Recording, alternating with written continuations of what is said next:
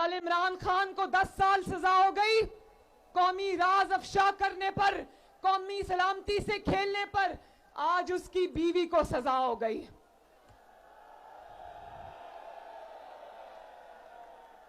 ये लोगों को चोर चोर कहते रहे।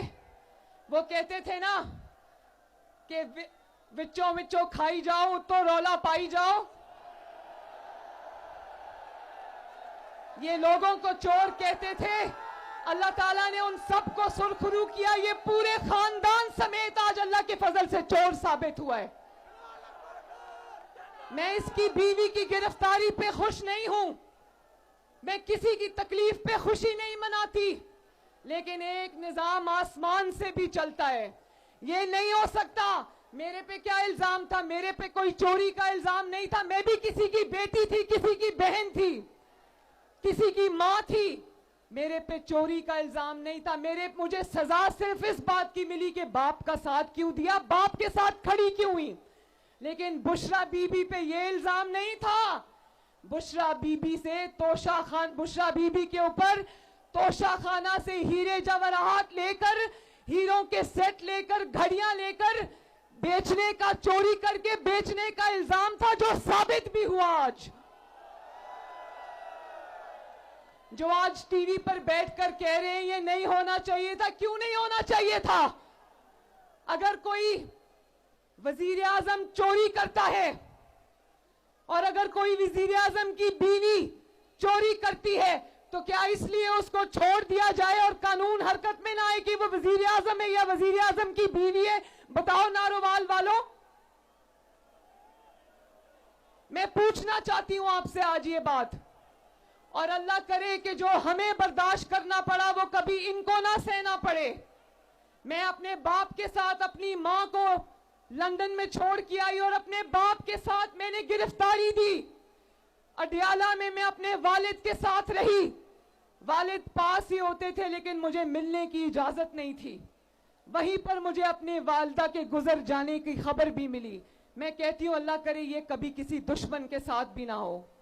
उसके बाद जब मुझे दोबारा गिरफ्तार किया तो मैं अपने वालिद को जेल में मिलने गई थी। नारोवाल वालों, मैं अपने वालिद को जब जेल में मिलने गई, इन्होंने मेरे वालिद को दफ्तर में जेल के आकर मेरे वालिद के सामने मुझे गिरफ्तार किया।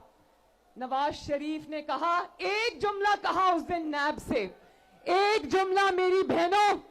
नवाज शरीफ ने जब नैब मुझे उनके सामने गिरफ्तार करने आई तो नवाज शरीफ साहब ने कहा मेरे सामने गिरफ्तार करने की क्या जरूरत थी? बाप के सामने बेटी को गिरफ्तार करने की क्या जरूरत थी? बाहर आ रही थी ना तो कर लेना था गिरफ्तार। तो मैं ये याद रखना नैब वालों, नवाज शरीफ ने कहा कि वक्त कभी एक जैसा नहीं रहता। और आज देख लो, नवाज शरीफ ने अपना मुकदमा साकिब निसार पे नहीं छोड़ा। नवाज शरीफ ने अपना मुकदमा उमर अता बंदयाल पे नहीं छोड़ा। नवाज शरीफ ने उंगली उठा के कहा था कि मैं अपना मुकदमा अल्लाह ताला के पास लेकर जाऊंगा, और उसने अल्लाह ताला पे छोड़ा, आप पर छोड़ा। और आज देखो अल्लाह ताला ने नवाज शरीफ को किस तरह अल्लाह के फजल से सुरखरू किया। और आज सुबह मैं टीवी देख रही थी तो कुछ मीडिया वाले ये कह रहे थे कि ये बड़ी जल्दी जल्दी में मुकदमा चला है जी, ये मुकदमा में जल्दबाजी में फैसला किया गया है। तो मैं नारोवाल, शकरगढ़ और जफरवाल से पूछना चाहती हूं कि जल्दी जल्दी में ये फैसला किया गया है? 1.5-2 साल से तो ये तमाशा हम देख रहे हैं, पूरी कौम अपनी टीवी स्क्रीन पर देख रही है कि जब पुलिस ये अदालत लेकर जाने के लिए आती थी जमान पाक, तो कभी पेट्रोल बमों से पुलिस पर हमला करते थे, कभी डंडों से पुलिस वालों की हड्डियां तोड़ते थे, और फिर जब जाने का मौका आया, अदालत हिसाब किताब देने का मौका आया, तो व्हील चेयर पे बैठ गए, कभी प्लास्टर चढ़ा लिया टांग के ऊपर। 6 महीने में बिल्डिंगों के लेंटर उतर जाते, इनकी टांग से प्लास्टर नहीं उतरता।